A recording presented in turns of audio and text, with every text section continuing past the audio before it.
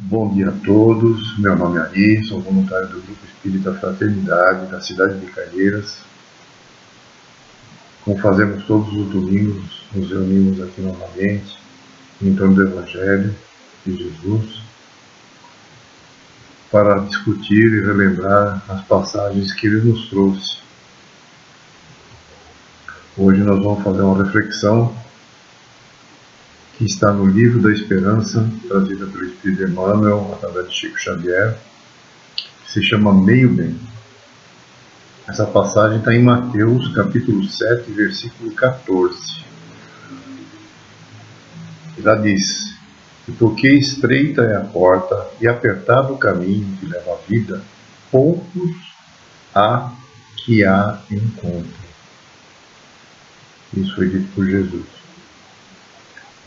E também a gente vai encontrar lá no livro do Evangelho segundo o Espiritismo, no capítulo 11, item 9, o Espírito traz uma mensagem acerca do mesmo assunto, dizendo: "Amados irmãos, aproveitai dessas lições.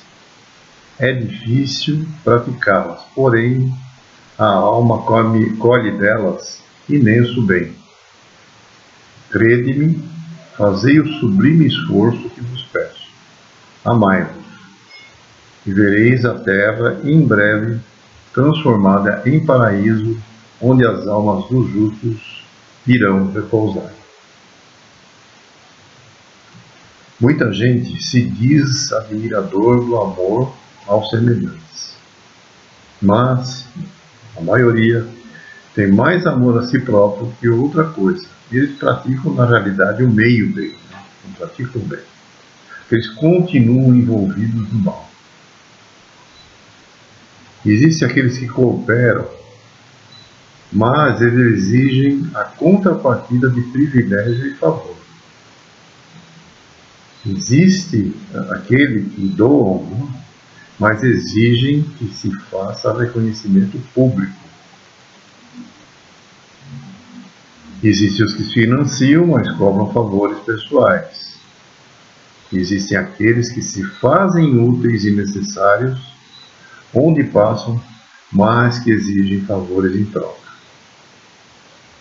Há os que cooperam no socorro alheio, mas exige atenção especial, constrangendo o necessitado.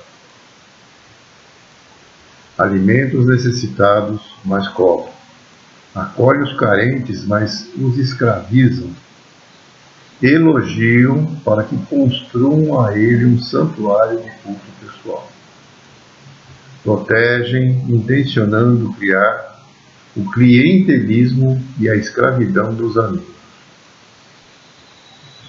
Quem cultiva a terra espera o retorno da colheita. Aquele que se abnega na tarefa tem seu retorno. Mas a gente vai encontrar aqueles que dão 5 ao próximo com intenção clara de receber 5.000. O bem sem condições é passaporte para a luz divina, como no caso foi da oferta da viúva, que deu de tudo, que ela tinha, sem impor condição ou exigir retorno. Deu o que não tinha. E a gente deve ter muito cuidado, pois é pelo meio bem que as pessoas fazem que o mal se mostra. E ele envenena toda qualquer obra em qualquer lugar. Quando a gente fala de uma estrada construída pela metade, com meia pista, é com certeza um fator de contribuição para a causa de acidentes naquela estrada. Fazer o bem é fazer doação total. Por isso, ele deve ser praticado com capricho, com amor, com dedicação e absoluto desinteresse e isenção, sem apadrinhamento, sem publicidade, sem autopatrocínio, sem contrapartida ou exigência à nossa pessoa. No capítulo 11, é dedicado ao amar ao próximo como a si mesmo. As instruções dos Espíritos deixam claro que a lei de amor é a força que pode mudar a humanidade. O amor ele resume toda a doutrina de Jesus, é muito forte na doutrina espírita, porque é o sentimento por excelência. E os sentimentos são os espíritos elevados à altura do progresso que a gente realizou. O amor é aquele que um dia vai eliminar o egoísmo, qualquer que seja sua forma apresentada. Porque existe o egoísmo pessoal, mas tem o egoísmo de família, tem o egoísmo de casta, de nacionalidade, de religião. Por isso disse Jesus: amai o vosso próximo como a vós mesmos. E qual é o limite com relação ao próximo? Vai ser sua família? Aceita a nação? Não, é toda a humanidade, qualquer que seja a sua opção. É uma lição que é difícil de praticar, mas a alma colhe o bem. No livro Encontro Marcado, também de Emmanuel, tem lá no item 23, receita de vida eterna, imperativo da prática do bem. E lá a gente vai encontrar uma velha conhecida de todos, que é a parábola do bom samaritano. E nela, sempre que a gente busca ler ou estudar, a gente vai encontrar, sempre vai encontrar novos conhecimentos, novos ensinamentos. E repetir essas lições, as pessoas às vezes falam, nossa, está repetindo novamente o assunto. Repetir esse tipo de lição, ela vai renovar a nossa alma. Ela vai trazer uma nova sensação. A história que Jesus conta, né, ela expõe a caridade com beleza. Se a gente lembrar essa parábola, né, vamos lembrar, porque é renovar, né, para melhor compreender, para aprender mais, a gente vai ver que o samaritano era uma pessoa que os judeus não gostavam, né, por motivos religiosos, políticos.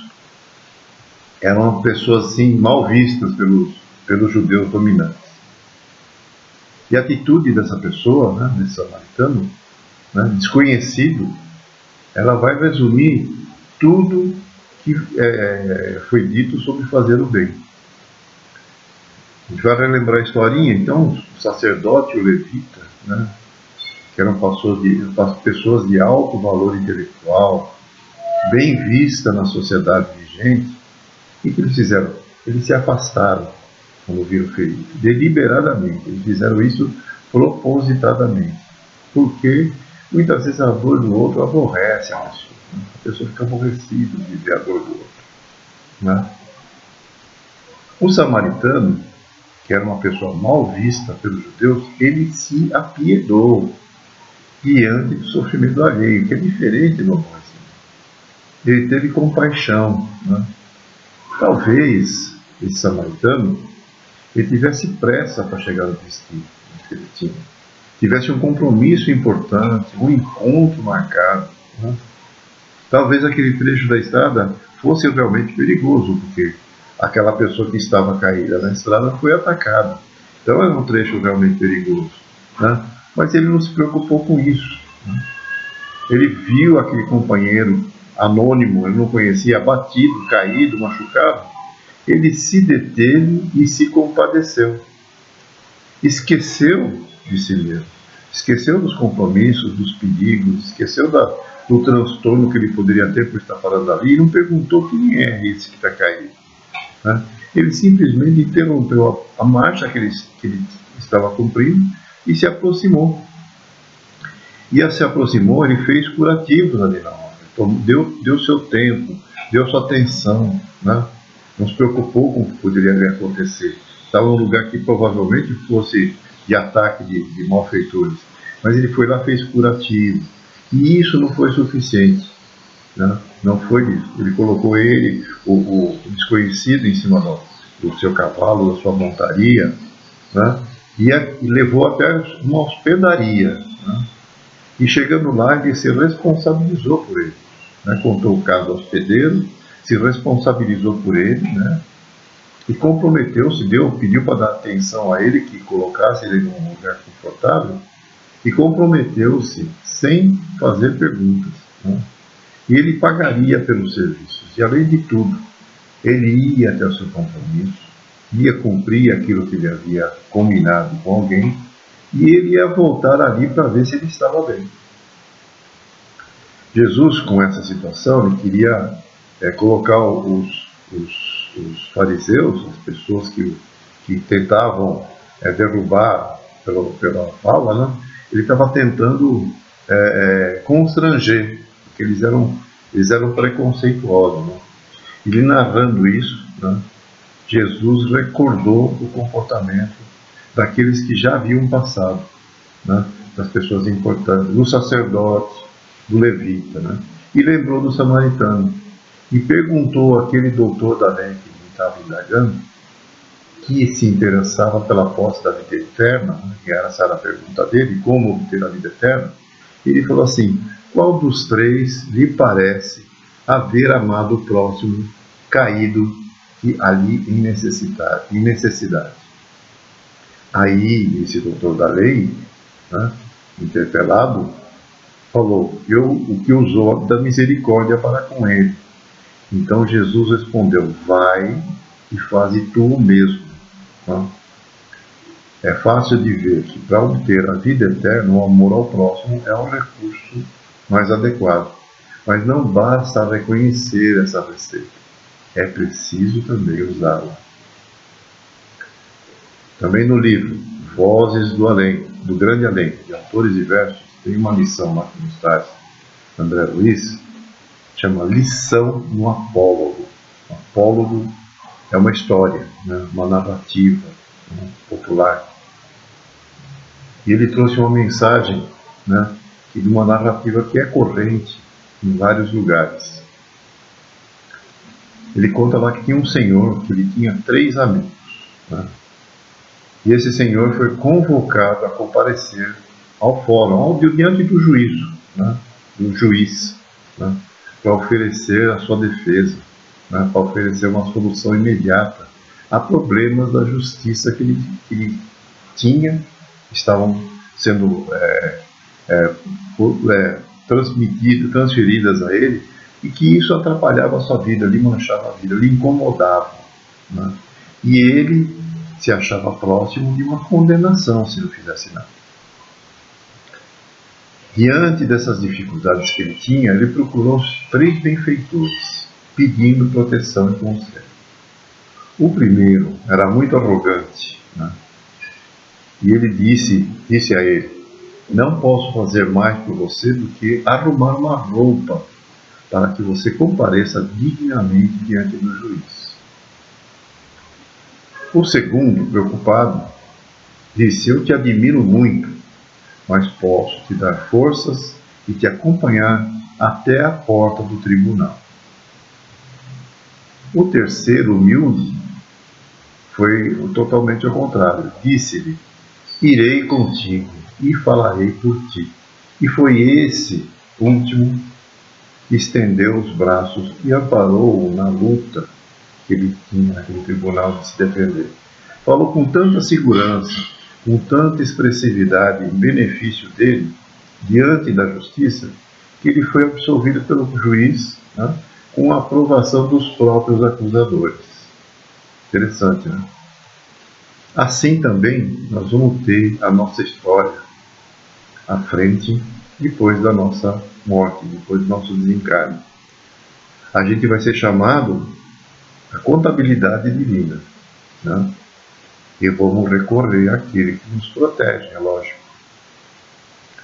O primeiro amigo, né, que foi na narrativa do doador dos trajes, vai ser o dinheiro, esse que vai nos acompanhar, que vai garantir o nosso sepultamento, tá? A nossa cerimônia e a nossa cova. O segundo, aquele que nos acompanha até a porta do tribunal, é o mundo, representado na pessoa dos nossos parentes, dos nossos amigos, das nossas afeições mais queridas, tá? Que pesarosamente nos vão seguir até a sepultura. E o terceiro, contudo, é o bem que nós praticamos em nossa vida. Que é ele que vai se transformar em um gênio que ampara os nossos destinos, que falará por nós e falará em nós também, diante da justiça. E é ele que vai conseguir obter novas oportunidades de serviço da reencarnação, quando não, vai nos conquistar a plena liberação do espírito para a vida eterna. Então é nesse sentido, a gente tem que atender ao bem por completo, aonde a gente estiver, aonde a gente for chamado, agora, hoje, amanhã e sempre, certos de que esse bem que a gente realizar hoje é a nossa única luz do caminho, que jamais vai se apagar e será a nossa defesa. Um bom domingo a todos. Espero nos reencontrar novamente na próxima semana. Um abraço.